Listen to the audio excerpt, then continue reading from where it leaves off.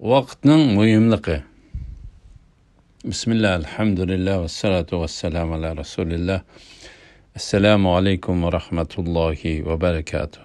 Tövende diktanlağa Şeyh Salih Al-Fawzan Hafizahullah'nın yaşla duç kelgen mesele ve onun İslam'daki çağrıları risalesinden qo'shimcha birinci bab vaqtning muhimligi temasini o'qiymiz inshaalloh.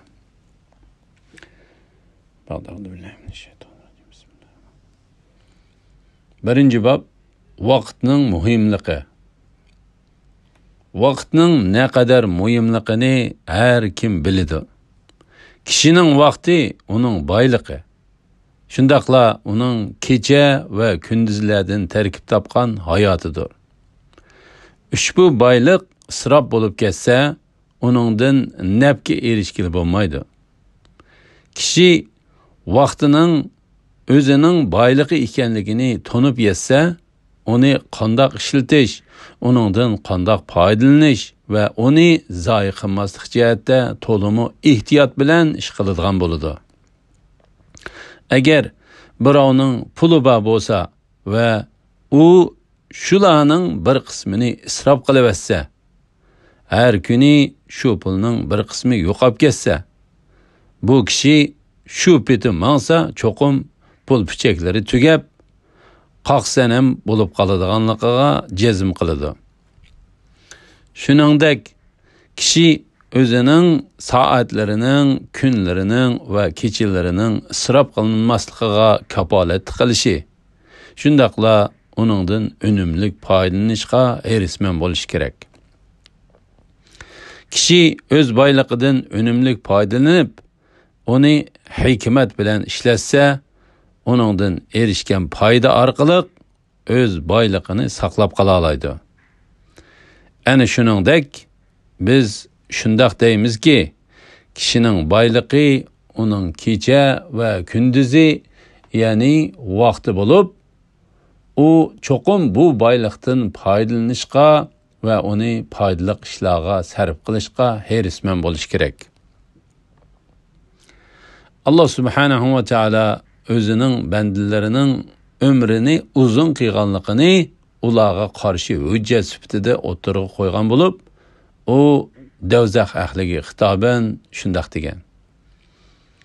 Tarjimasi: sizlarga umringlarni uzun qilib va'z nasihat oladigan odam va'z nasihat olalig'idek vaqt bermadimmi?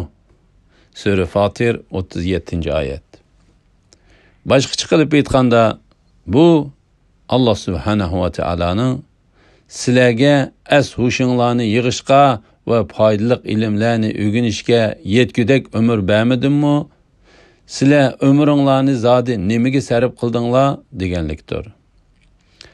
Shuni bilishimiz kerakki, biz o'tkazgan har bir daqiqamiz uchun so'roqqa tortilamiz.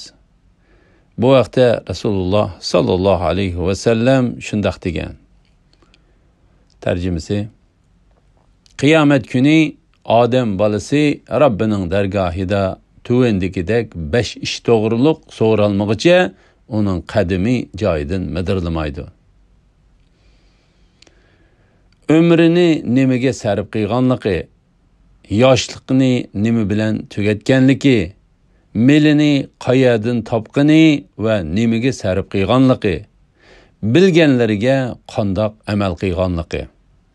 Sunan Tirmizi 2917-hadis sahih. Bu hadisda ömür va yoshlik to'g'risida maxsus 2 savolning tilga ilinganligi qarang. Dervaqa siz cho'qim mushu kunlardan va ularni qandoq ishlatganligingizdan so'ralasiz. Acaba siz ularni o'zingizga ziyon soladigan yoki foydasi bo'lmagan ishlarga sarf qildingizmi? Agar siz vaqtingizni foydali, manfaatli ishlarga sarf qilsangiz, cho'qim shuning mevasini ko'rsiz. Lekin kunlaringizni zoya qilib etsangiz, yuqorqi savollarga javob bera olmay qolasiz. Elhamdülillah, yuqorida Şeyh Salih Al-Fawzan hafizahullohning yoshlar duch kelgan masalalar va uning islomdagi choralari risolasidan qo'shimcha 1-bob vaqtning muhimligi temasini oldinglar. Kelarki qitimda 2-bob yoshlar vaqtidan qanday foydalana oladi temasini o'qiymiz inshaalloh. Va sallallohu ala Muhammad va ala alihi va sahbihi va sallam. Assalomu alaykum va rahmatullohi va barakatuh.